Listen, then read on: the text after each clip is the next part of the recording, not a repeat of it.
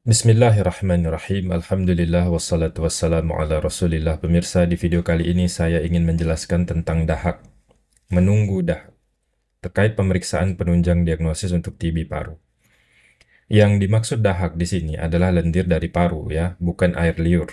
Dahak ini diperiksa untuk mencari kuman penyebab infeksi, terutama kuman TBC, dengan alat cepat seperti TCM itu ya, Gene Expert, atau dengan pemeriksaan lain bila diperlukan. Hasil dari pemeriksaan dahak ini membantu dokter untuk memastikan apakah benar ada kuman TBC, apakah ada kekebalan terhadap obat tertentu, atau apakah infeksi disebabkan kuman lain sehingga antibiotiknya harus disesuaikan. Tanpa bukti dari pemeriksaan dahak, maka terapi beresiko salah. Akibatnya obat bisa tidak mempan atau efek samping muncul dan penyakit justru sulit dikendalikan. Pada TB, pada TBC, memulai obat tanpa dasar yang jelas dapat menutupi penyakit lain, misalnya kanker paru, bisa saja itu kanker paru ternyata, atau karena gagal jantung misalnya, sehingga menimbulkan efek samping. Dan yang paling berbahaya adalah mendorong terjadinya kekebalan obat atau drug resistant. Itulah pentingnya spesimen dahak bagi pemeriksaan untuk menegakkan diagnosis TB paru. Lalu mengapa menunggu dahak bisa memakan waktu? Ada beberapa faktor. Yang pertama, tidak semua pasien itu mudah mengeluarkan dahak, apalagi jika pasien itu kondisinya lemah, dehidrasi, atau sejak awal batuknya itu batuk kering. Dahak terbaik biasanya dikumpulkan pada pagi hari. Kadang perlu 1-2 hari untuk mendapatkan sampel yang benar-benar dari paru, yaitu yang kental, keputihan, atau kehijauan, bukan air liur. Yang kedua, kualitas sampel sangat menentukan. Jika yang terkumpul ternyata dominan air liur, maka hasil pemeriksaannya bisa negatif palsu dan harus diulang. Yang ketiga, di sejumlah rumah sakit, sampel dahak perlu dikirim ke laboratorium jejaring atau menunggu jadwal run mesin bersama sampel pasien lain untuk menjaga mutu. Nah, ini tentu saja menambah waktu, tetapi dimaksudkan agar hasil dari pemeriksaannya itu akurat dan dapat dipertanggungjawabkan.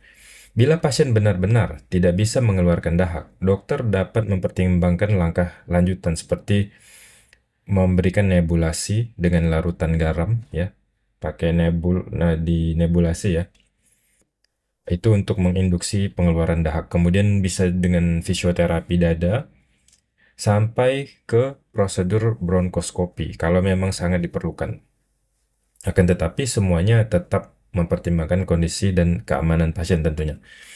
Nah, selama menunggu dahak, pasien tetap ditangani, ya. Dokter dan perawat fokus menstabilkan keadaan, memastikan oksigen dan pernapasannya baik, mengontrol demam dan nyeri, memberikan cairan sesuai kebutuhan, serta menangani penyakit penyerta. Misalnya pasiennya disertai asma, pasiennya punya diabetes, hipertensi, gagal jantung, dan yang lainnya. Jika ada kecurigaan infeksi bakteri yang gawat, dokter biasanya akan memberikan antibiotik awal terlebih dahulu sambil menunggu hasil dari pemeriksaan dahaknya. Lalu nanti akan menyesuaikan begitu bukti laboratoriumnya tersedia. Nah, ini disebut antibiotic stewardship. Ya, diberikan dulu antibiotik sambil menunggu hasil dari pemeriksaan dahaknya keluar. Tujuannya agar obat yang diberikan tepat sasaran dan tidak memicu kekebalan kuman. Pada kasus dugaan TBC, pasien dikondisikan dengan pengendalian infeksi yang ketat, berupa misalnya pasiennya disuruh memakai masker. Pasien harus memakai masker. Keluarga kalau misalkan menyuguh harus memakai masker. Dokter atau perawat yang datang memeriksa harus memakai masker.